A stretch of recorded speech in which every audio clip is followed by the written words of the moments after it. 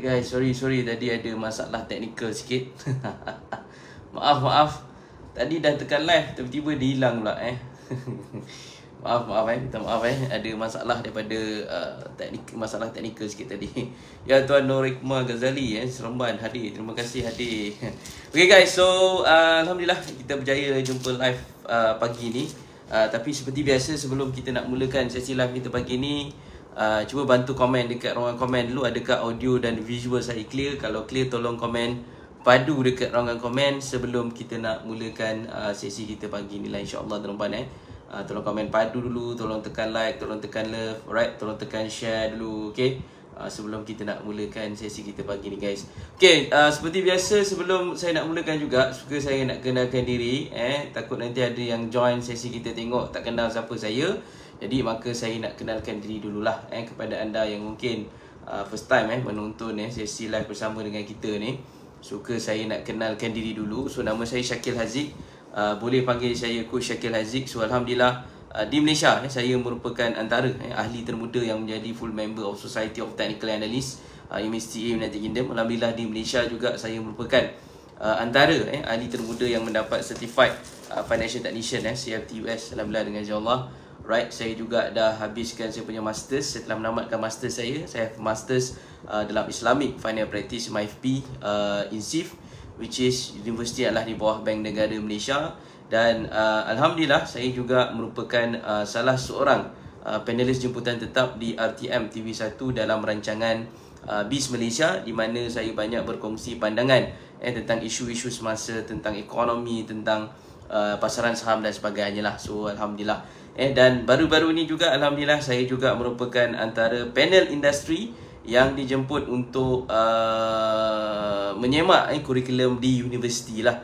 Jadi itu sedikit latar belakang daripada saya yang mungkin anda tak kenal, mungkin ada yang tak tahu saya lagi siapalah. Okay, terima kasih yang komen padu. Okay, I think malam semalam kita ada share juga, kita ada kongsi berkenaan dengan sedikit, saya share sedikit lah semalam tu, baru sedikit apa yang saya share semalam tu. Dia macam banyak ni je apa saya share semalam lah. Siapa yang tak tengok lagi semalam boleh tengok sebelum kita delete nanti. Kalau kita tengok tak ramai yang view, kita akan delete lah. Sebab kita ada share semalam berkenaan dengan tajuk yang kita bawa semalam, iaitu ilmu IPO, ilmu Initial Public Offering. Di mana saya tengok baru-baru ni ada satu IPO, IPO yang baru listing I think beberapa hari lepas lah. Jadi ramai yang komplain, ramai yang komen, ramai yang kata company ni kenapa harga saham dia tak naik dan sebagainya, kenapa harga saham dia naik sikit saja, tak naik banyak dan sebagainya. So jadi semalam saya kongsikan, jadi saya share menggunakan ilmu yang kita ada, dengan knowledge yang kita ada. So kita buat analisa terhadap IPO tu semalam. Jadi siapa yang tak tonton, tak tengok lagi, boleh tengok segera di kita punya Facebook page ni. Boleh scroll balik ke bawah. Alright, dan cuba cari, cuba tengok, cuba cari, cuba kaji, cuba fahamkan. Sebab bila nak subscribe IPO, bila anda nak subscribe IPO, kena buat kajian tuan-tuan dan puan. Awak tak boleh menghentam saja tembak je mana ada IPO semua kau apply, tak boleh lah macam tu. Kita kena ada kajian, we have to study first. Jadi bila kita dah kaji, bila kita dah tengok, baru kita faham kenapa dia berat sikit lah nak naik, dia susah sikit nak naik. So ada banyak sebab lah. Actually ada banyak sebab, tapi apa yang saya kongsikan semalam tu adalah salah satu sebab. So siapa yang belum tengok, sila pergi tengok dekat page kita sementara masih ada. Tapi sekiranya kalau anda tengok live ni, anda scroll dah tak ada, maksudnya kita dah delete. Sebab kita share ilmu mahal semalam. Kita share ilmu yang saya rasa perlu ada sebagai seorang investor, seorang pelabur. You need to have that. Okay, anda kena ada, anda perlu wajib ada, kena tahu benda tu lah tuan-tuan dan perempuan. Okay, so pagi ni tuan-tuan, kita nak bercakap tentang macam mana kita nak bina keyakinan dalam trading dekat dalam saham, ataupun nak bina keyakinan dekat dalam market ni lah. Okay, so kalau nak bercakap tentang ni, saya akan bercakap dalam bentuk dua aspek. Dalam dua aspek lah. Aspek pertama adalah melalui pengalaman saya sendiri, bila saya start, bila saya bermula. Aspek kedua adalah di mana kita bimbing sahabat-sahabat, kawan-kawan kita yang dalam circle kita ni, yang mana kita tolong mereka yang datang dalam keadaan tergapung. Jadi kita bina mereka ni menjadi consistent profitable trader. Itu ya dia, independent consistent profitable trader. Ini adalah benda kita saya akan share lah daripada beberapa aspek. Okay, so bila kita nak bina keyakinan tuan-tuan, sebab masalah dia adalah nak tekan button buy, nak tekan button sell. Ini adalah untuk mereka yang baru-baru berjinak ataupun baru nak bermula dengan saham. So ini akan jadi satu masalah lah. Nak tekan button beli, nak tekan button jual, dia akan jadi satu masalah. Okay, cara nak bina keyakinan pertama sekali, siapa setuju dengan saya, kalau kita tengok orang lain boleh buat, kita akan tanpa sengaja menjadi yakin untuk buat benda yang sama. Siapa setuju dengan saya? Cuba komen satu dekat ruang komen. Betul tak? Cuba komen je dekat ruang komen. Betul tak? Kalau betul, tekan satu je dekat ruang komen. Betul tak? Bila kita tengok orang lain boleh buat, kan? Kita tengok orang lain boleh buat. Nombor satu adalah kita tengok orang lain buat dan dia berjaya. Kita tengok orang lain buat, dia boleh buat, dan itu akan menyebabkan kita rasa kenapa aku tak boleh buat. Sepatutnya dia pun manusia biasa. Kaki ada dua, tangan ada dua, dia tak ada tangan, dia ada tiga, tangan ada empat, dia ada kepak ke apa, tak ada. Dia adalah manusia biasa, so dia boleh buat. So that's why tuan-tuan, kebanyakan bila saya buat sharing, especially dengan dalam circle kita, apa kita buat adalah kita panggil kawan-kawan yang dah terbukti, yang dah alhamdulillah dengan insya-Allah tuan-tuan terbukti, ada yang konsisten bertahun, ada yang konsisten untung berbulan, kita bawa dan kita tunjuk dengan kawan-kawan. Dan benda tu boleh dibuat tuan-tuan. Actually benda tu adalah sesuatu yang logik dan boleh dibuat. Ia adalah sesuatu yang logik dan boleh dibuat. So bagi saya nombor satu adalah macam mana kita nak bina keyakinan ni adalah melalui melihat kejayaan orang lain, melihat keupayaan orang lain. Bila orang lain boleh buat, maka insya-Allah kita pun boleh buat. Betul tak? Kan? Siapa setuju dengan saya? Sekali lagi tekan 2 dekat ruang komen. Betul tak? Kan? Sampai tu guys, like dengan dia macam tak ada ni. Tolong tekan like, tolong tekan dia. Okey. Bagi saya simple. Bina keyakinan, nombor satu kita kena tengok orang lain dulu. Nombor satu memang kita kena tengok orang lain. Selagi kita tak nampak orang lain, so kita rasa benda tu tak logik lah, tak boleh dibuat, tak logik, tak boleh dicapai, tak boleh buat. Kita ada that kind of feeling lah, sebab kita nampak benda tu tak logik dibuat. Maksudnya kita tak nampak bukti dia. Dan bila kita cakap dekat dalam market ni tuan-tuan, setakat nak buat profit tu boleh. Saya cakap dengan tuan-tuan dan puan-puan, saya terus terang, setakat nak buat untung saya rasa tak ada masalah. Saya yakin tuan-tuan dan puan-puan pun boleh buat untung. Tapi masalah dia adalah rugi tu lebih banyak daripada untung. Okay, itu adalah masalah yang paling besar sebenarnya. Setakat nak buat profit, insya-Allah saya rasa tuan-tuan dan puan-puan pun boleh buat profit. Tapi daripada segi rugi yang tak terkontrol tu, maksudnya rugi lagi banyak daripada untung, itu yang jadi punca dan masalah. Sebenarnya hakikat dia rugi lagi banyak daripada untung, itu masalah dia lah. Dan kebanyakan apa yang kita showcase tuan-puan, saya banyak share dengan kawan-kawan dekat dalam circle, dalam student-student kita tunjuk macam mana kawan-kawan ni dia boleh sampai kepada tahap untung lagi banyak daripada rugi. Itu yang kena nampak. Sebab bila you nampak benda tu, baru you punya mata hati terbuka. Barulah anda punya mata akan terbuka lah. Minda akan terbuka bahawa benda tu boleh dicapai, benda tu logik. Cuma mungkin anda tak tahu cara. Itu nombor 2 lah. Itu kena belajar nombor 2. Okay, itu yang pertama. Pertama kita kena tengok dulu orang berjaya. Orang berjaya boleh buat, kita boleh tengok. InsyaAllah kita akan tanpa semena-mena kita akan berasa yakin, yes, benda ni boleh dicapai. Dia manusia biasa, tak ada kepak, tangan ada 2, kaki ada 2, pun boleh buat. Takkan aku tak boleh buat, kan? Simple as that. Yang kedua tuan-tuan, kita juga bila kita nak mula, kita nak mula dekat dalam saham ni, nak bina confident, kita nak bina confident. We want to build our confident. Nombor 2 adalah dia macam ni. Saya suka guna perumpamaan ni lah. Dia macam umpama kita first time bawa kereta. Bila kita pertama kali bawa kereta tuan-tuan, kita first time bawa kereta, pertama kali bawa kereta dan kita bawa kereta manual. Okay, bukan buat auto lah, first time bawa kereta, bawa manual masuk kelas dan sebagainya. Jadi bila kita first time buat kereta manual tuan-tuan, kita of course sudah pasti kita tak yakin. Siapa setuju dengan saya? Tekan 2 dekat dalam komen. Betul tak? Kita macam yakin tak yakin. Sebab kita pertama kali buat kereta, tak kisahlah buat kereta ke, buat motor ke, tak kisah. Kita ambil ni daripada aspek kehidupan. Okay, so bila kita first time bawa, kita tak berapa yakin. Sebab ini adalah benda yang pertama kali kita buat. Kita nak bawa kereta, first time buat kereta kan. Tak yakin lah, tak berconfident. Nak masuk kelas pun takut. Takut enjin mati. Siapa yang biasa bawa kereta manual tahu. Kita lelaki memang kena bawa kereta manual, betul tak?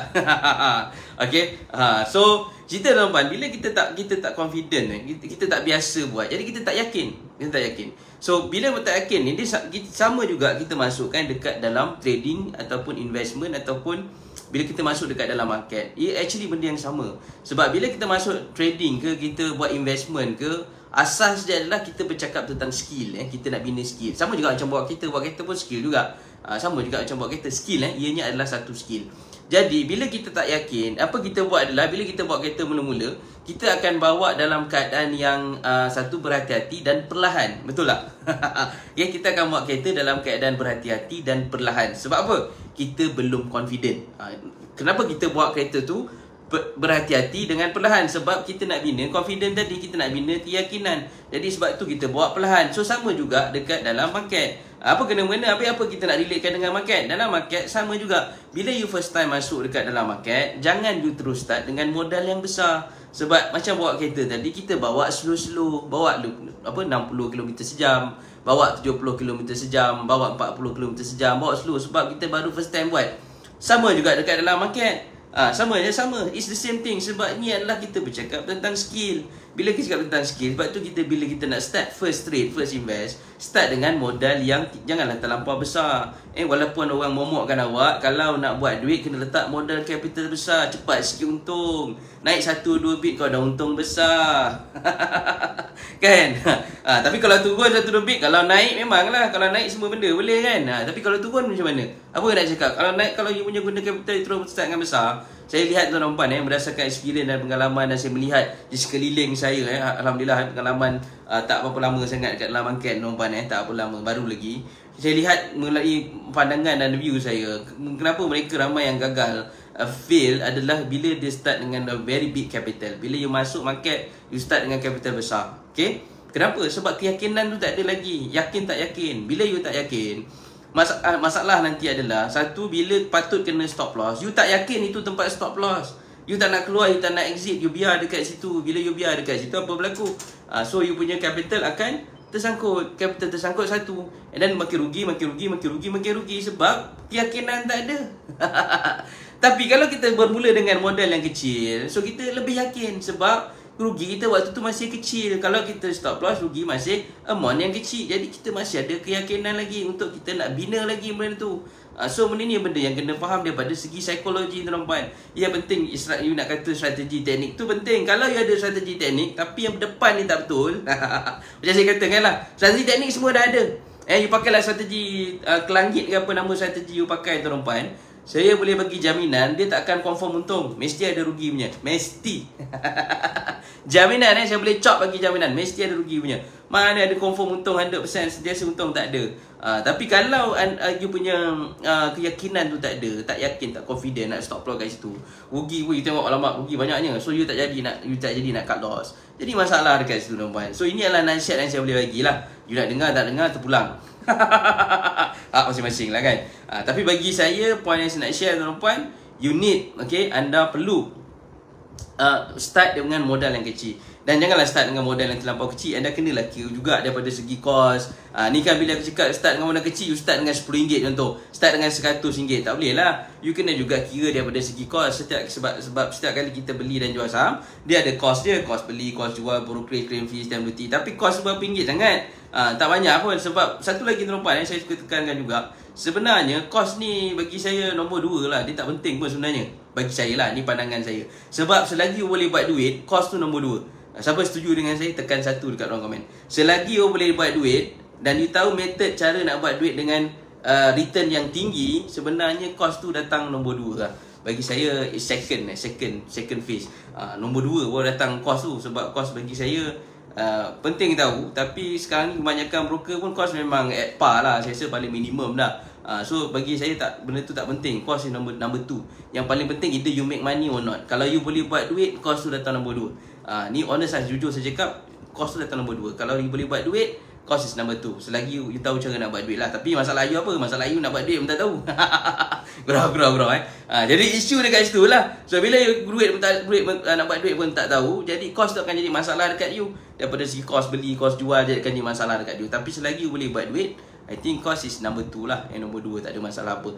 Tapi make sure bila kita sebut tentang capital, modal yang kecil, jangan start dengan RM10 pula. Bermulalah dengan satu amount yang logik lah. Logik daripada segi cover you punya cost tadi lah. Takutkan beli jual apa pun tak dapat, tolakkan cost je kan. So itu benda yang kena try to check dan kena semak. Itu cara bina keyakinan lah bagi saya. Dan yang ketiga adalah tuan-tuan, macam mana kita nak bina keyakinan adalah dengan praktis lah. Nak tak nak kita kena praktis lah. Bila you nak yakin kan, sama je zaman kita dekat sekolah ke zaman universiti ke tuan-tuan dan puan-puan, apa yang kita buat? Zaman sekolah, zaman universiti, lecturer biasanya bagi apa? Lecturer ke cikgu ke dia akan bagi latihan. Dia bagi latihan, kita buat. Sebab nanti kita akan menghadapi peperiksaan exam.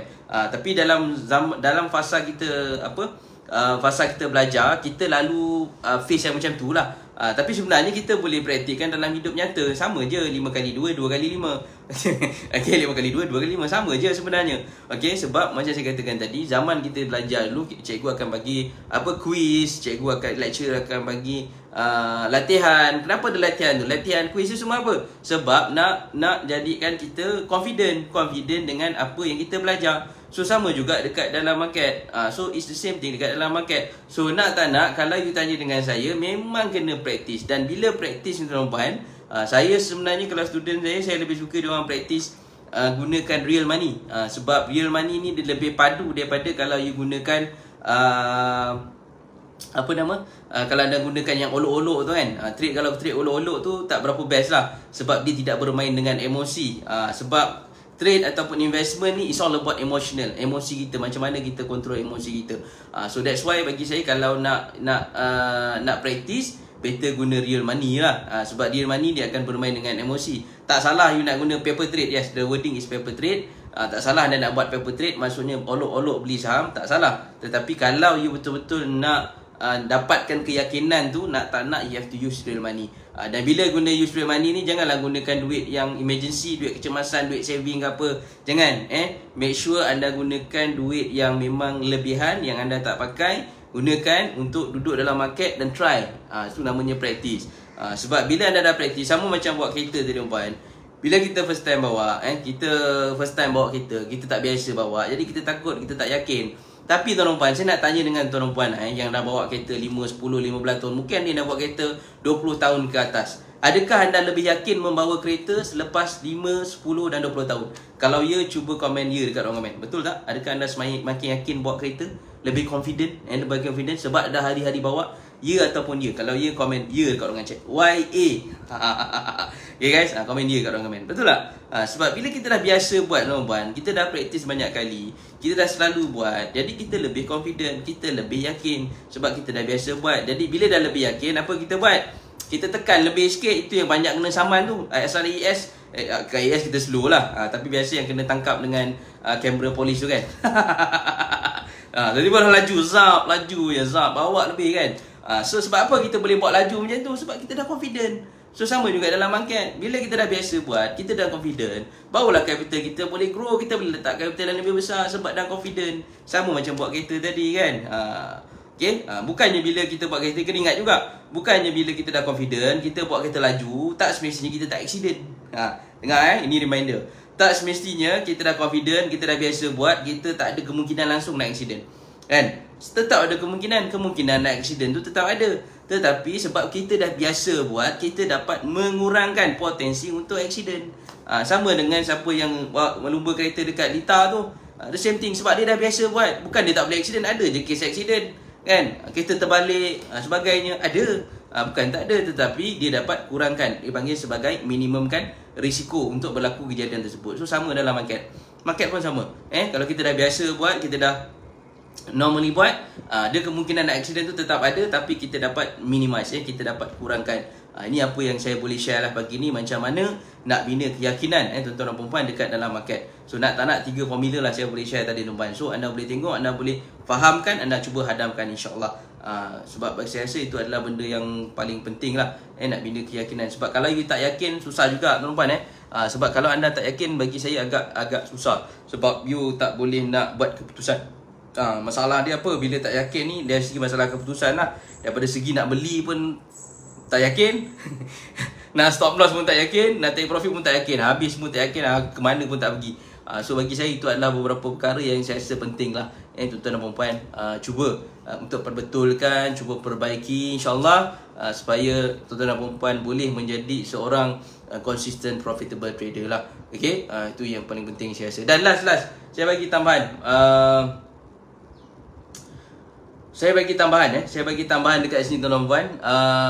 Satu lagi, macam mana nak bina keyakinan juga. Make sure sistem dan strategi yang anda pakai tu is a proven lah, ada proven result. Maksudnya ianya mampu menunjukkan kepada you bahawa menggunakan strategi, formula dan teknik ini dapat memaksimumkan profit dan meminimumkan rugi. Dia bukan anda gunakan strategi yang okey, saya nak strategi yang pasti untung. Itu tak logik Itu tak ada.